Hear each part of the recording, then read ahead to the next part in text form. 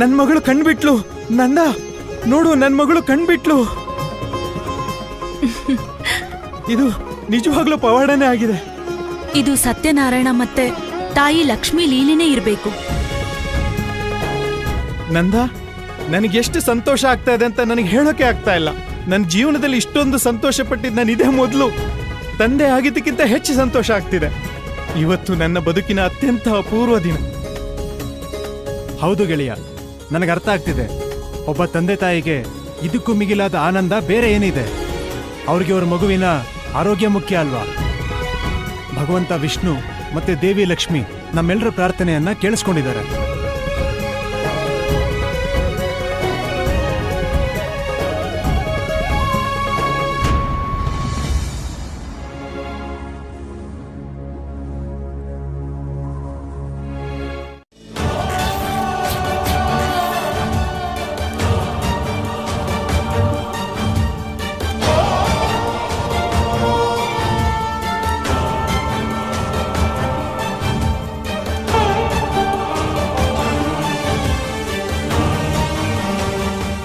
ಪುತ್ರರ ಹತ್ಯೆಗೆ ಕಾರಣ ನಾನೇ.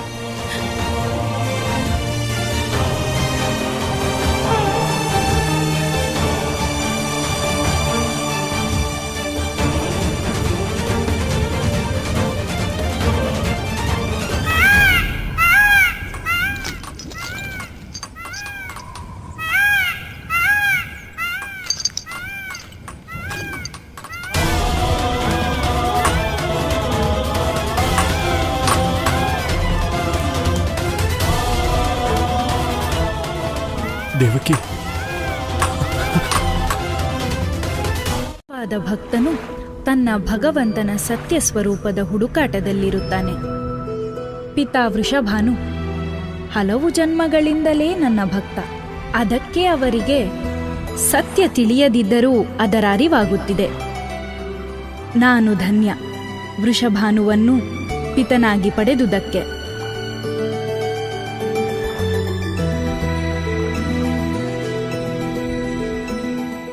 ನಂದಗೋಪ, ನಂದಗೋಪ, ನಂದಗೋಪ, ನಂದಗೋಪ, ನಂದಗೋಪ. ಏನಾಯ್ತು ಅಕ್ರೂರರೇ, ನೀವಿಲ್ಲಿ? ನಂದಗೋಪ, ಇಡೀ ಬ್ರಜಭೂಮಿಯ ಮೇಲೆ ದೊಡ್ಡ ಸಂಕಟ ಬಂದೊದಗಿದೆ.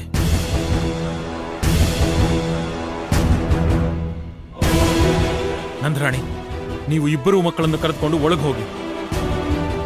ಒಂದೇ ಒಂದು ಕ್ಷಣ ಕೂಡ ಅವರನ್ನು ಬಿಟ್ಟು ಎಲ್ಲೂ ಹೋಗಬೇಡಿ. ಅಯ್ಯೋ ದೇವ್ರೆ, ಇಡೀ ಬ್ರಜಭೂಮಿಯ ಮಕ್ಕಳ ಮೇಲೆ ದೊಡ್ಡ ಸಂಕಟ ಬಂದೊದಗಿದೆ. ನಂದಗೋಪ, ನಡಿ. ಇದರಿಂದಲೇ ಹೊಮ್ಮುತ್ತದೆ.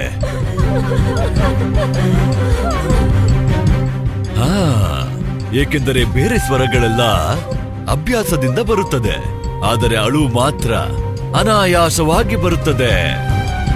ಹೃದಯದ ಆಳದಿಂದ ತಮ್ಮ ನವಜಾತ ಶಿಶುಗಳನ್ನು ತಮ್ಮ ಸಮಕ್ಷಮದಲ್ಲೇ ಕಳೆದುಕೊಂಡ ಈ ಸ್ತ್ರೀಯರ ನೋವಿನ ಅಳುವನ್ನು ನೋಡುತ್ತಿದ್ದರೆ ಇವರ ಅಳುವಲ್ಲಿ ದುಃಖದ ಸಿಹಿ ಇದೆ, ಇವರ ಚೀತ್ಕಾರದಲ್ಲಿ ಮಧುರ ಲಯವಿದೆ. ಇವುಗಳನ್ನು ಹೋಲಿಸಲು ಸಾಧ್ಯವೇ ಇಲ್ಲ. ತಮ್ಮ ಸಂತಾನದ ಸಾವಿನ ದುಃಖದಲ್ಲಿ ಚಡಪಡಿಸುವ ಅಮ್ಮಂದಿರ ಅಳುವಿನಲ್ಲಿನ ಆನಂದ ಈ ಸಂಸಾರದ ಯಾವ ಸಂಗೀತದಲ್ಲಿಯೂ ಇಲ್ಲ.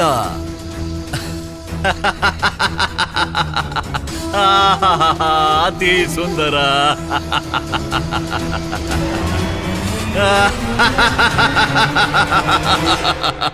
ಜಾಗಬೇಕು, ಕಂಸನಿಗೆ ತೋರಿಸ್ಬೇಕು.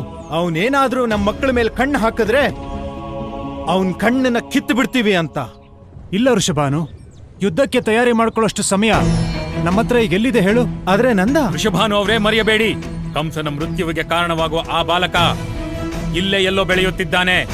ಈ ಎಲ್ಲ ನವಜಾತ ಶಿಶುಗಳ ರಕ್ಷಣೆಯ ಜೊತೆ ಜೊತೆಗೆ ಅವನದು ರಕ್ಷಣೆ ಆಗಲಿ. ದಾಮೋದರ, ನೀನೊಂದು ಕೆಲಸ ಮಾಡು.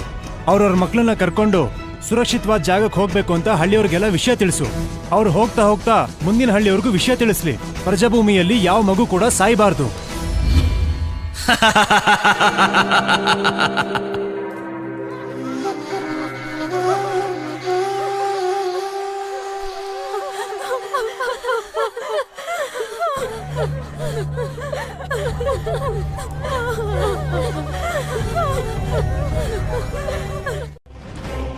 ನನ್ನ ಮೃತ್ಯುವಿನ ನಂತರ ನಿನ್ನ ಈ ನೇತ್ರಗಳಿಂದ ಹರಿಯುವ ಜಲದ ಚಿಂತೆ ನನಗೆ.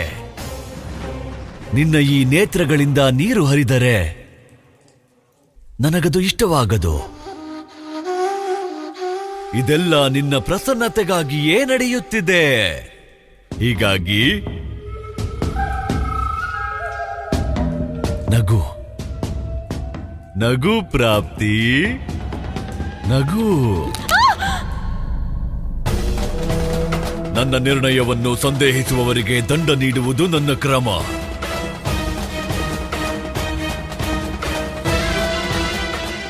ಭಗವಂತ ಕಂಸನಿಗೆ ರಕ್ತ ತಿಲಕವನ್ನಿಡು.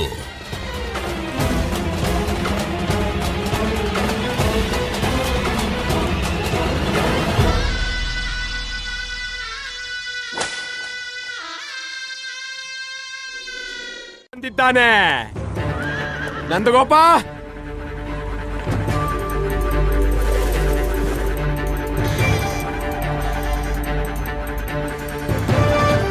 ಓ ನಂದಗೋಪ, ಯಶೋದೆ ರಾಣಿ, ಇಬ್ರು ಎಲ್ಲಡ್ಕೊಂಡಿದ್ದೀರಾ?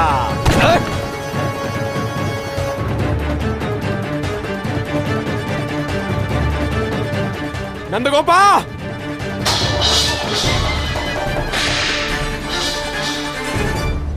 ನಾವು ಎಲ್ಲಾ ಕಡೆ ಹುಡುಕಿದ್ವಿ, ಆದ್ರೆ ಯಾರು ಸಿಗ್ಲಿಲ್ಲ. ಹಂಗಂದ್ರೆ ಇದ್ರ ಅರ್ಥ ನಾವಿಲ್ಲಿಗೆ ಬರ್ತೀವಿ ಅನ್ನೋ ಸೂಚನೆ ನಮಗಿಂತ ಮೊದಲೇ ಬಂದ್ ತಲುಪಿದೆ.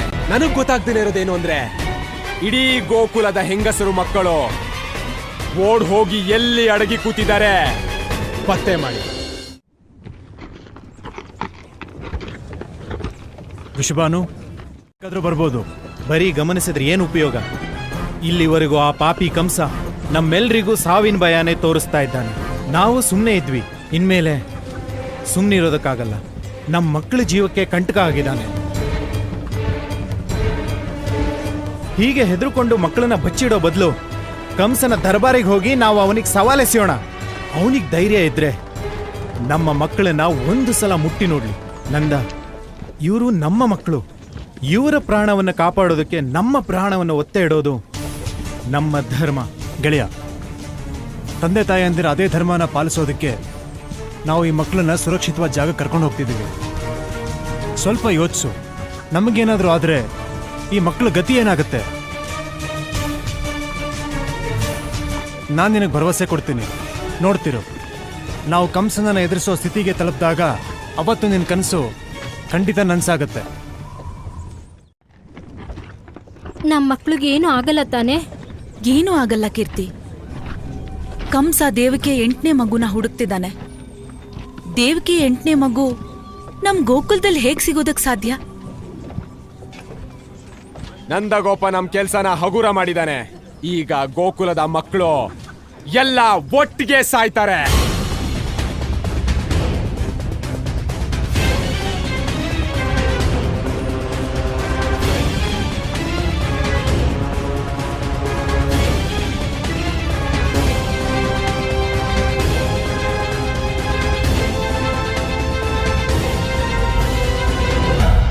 ಆರತಿ ಆರಂಭವಾಗಲಿ.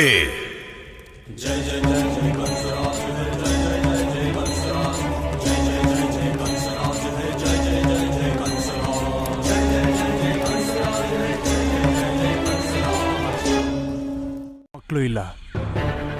ಮಕ್ಕಳಿಲ್ವಾ? ಇಲ್ಲಿ ಯಾರು ಇಲ್ವಾ? ಯಾರು ಇಲ್ವಾ? ಸತ್ಯ ಏನು ಅಂತ ಈಗ್ಲೇ ಅರ್ಥ ಆಗುತ್ತೆ. ಒಂದು ಜಾಗನು ಬಿಡದೆ ಮೂಲೆ ಮೂಲೆನೂ ಹುಡುಕಿ, ಗುಹೆನೆಲ್ಲ ಹುಡುಕಿ ಹೋಗಿ.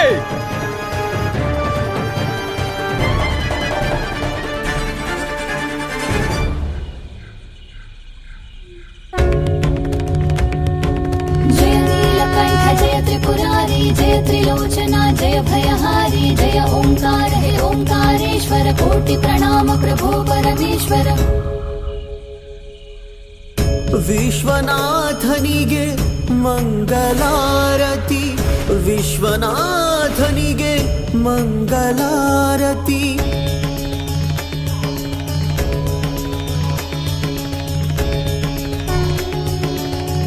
ನೀ ಮಹಾದೇವನು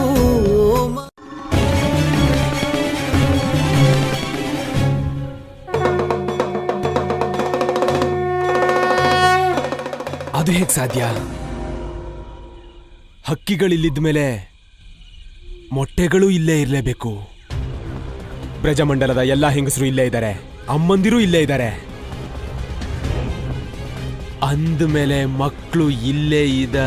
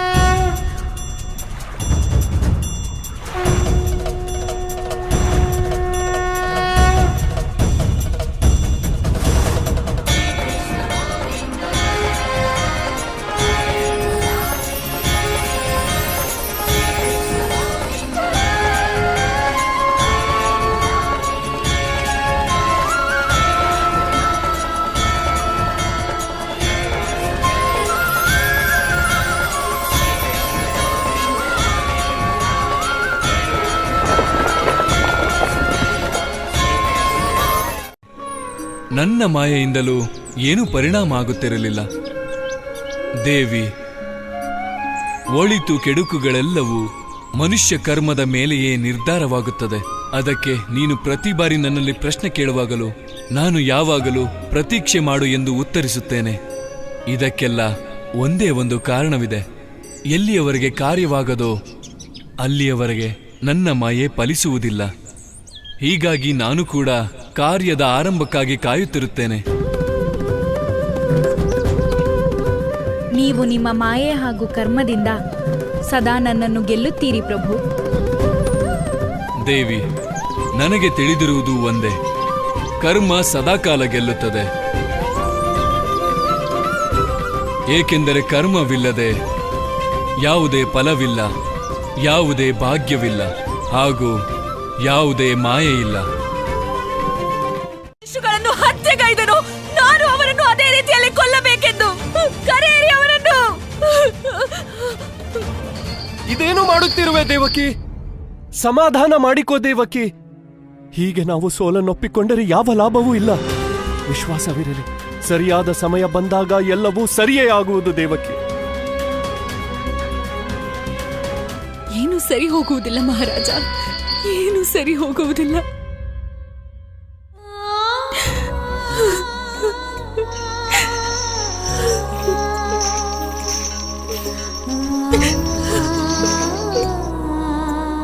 ನಾವು ನಮ್ಮ ಶಿಶುಗಳನ್ನು ಎಂದಿಗೂ ನೋಡಲಾಗುವುದಿಲ್ಲ ಮಹಾರಾಜ,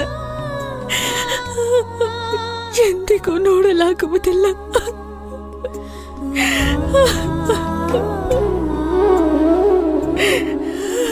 ಪಾದವಿಲ್ಲದೆ ನಡೆವ, ಕಿವಿ ಇಲ್ಲದೆ ಕೇಳುವ.